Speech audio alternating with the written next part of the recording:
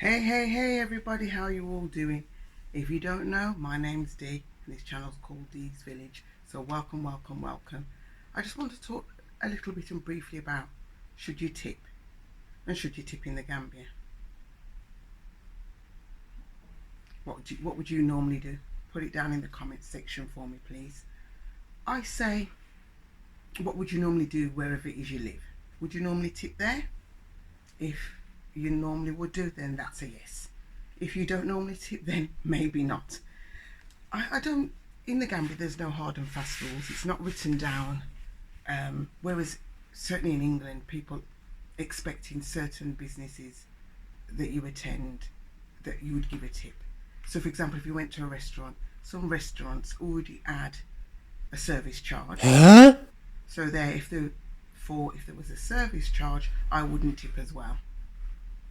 Other restaurants will suggest a nominated amount between 10 to 12.5% of whatever your meal value is. So that's another form of tipping, isn't it? And I guess if you think that the waiter or waitress has given you outstanding service, then you would tip. If they've just done the run of the mill, ordinary service and nothing above and beyond, then perhaps you wouldn't tip. But and I think a lot of people also consider, do those workers in a restaurant, or I'm sticking to restaurants, but any service, do they get a living wage? Do they get a national standard wage? Do they get paid according to their age group? What is it that they get? So that might determine whether you tip or not. I mean, if you're going to the Savoy in London or somewhere like that, it's really exclusive.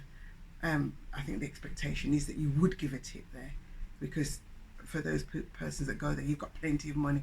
So a tip is nominal, it's nothing. So I say for me, sometimes what I might be interested in is where that tip's going. So if somebody's working in a restaurant, is that tip going to the individual, or do they all share tips? Because some people's personality and character is more flexible, so that perhaps they'll end up getting all the tips, and somebody else that's perhaps not as outgoing or shining, or doesn't serve in the same way will probably end up getting no tips. So some people, business premises, put everything together, then they share it out equally. These are just thoughts. I mean, I tend to tip. That's just how I am.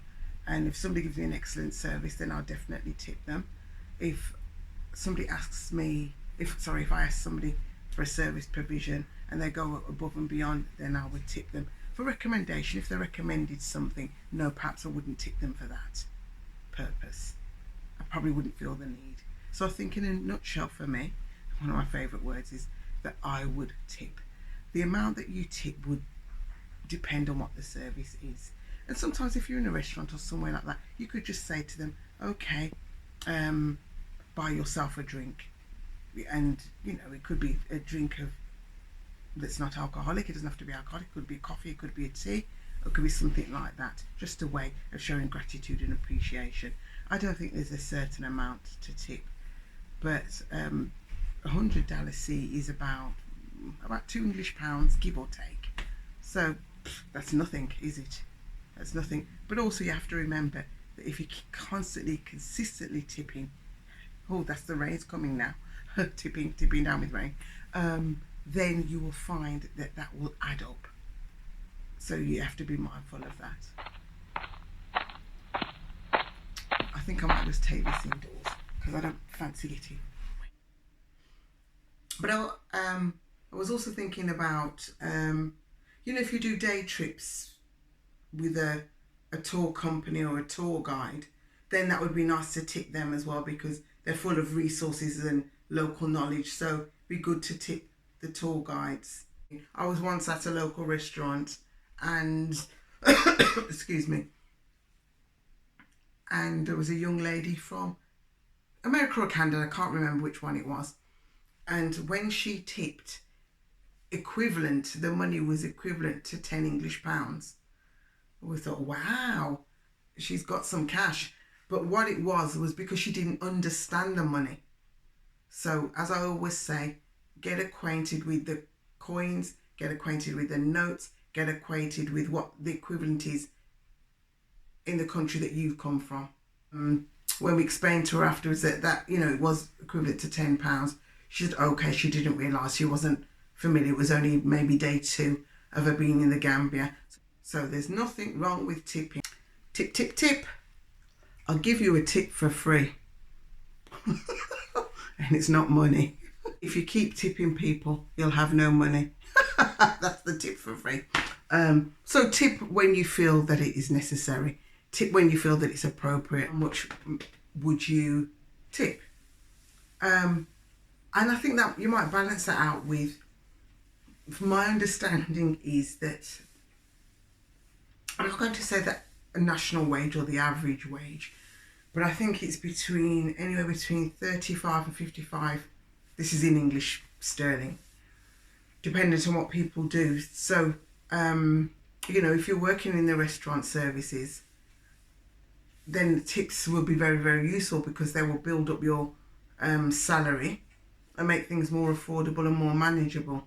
I think it's left to your discretion, but I think based on somebody earning £35 upwards to £55 a month, yeah, if you give them a $50, $100, $150, $200 tip, that will go some way, because the tapalapa bread that you can buy, or the senfol bread, you know, if you buy it with something in it, will cost you around $50.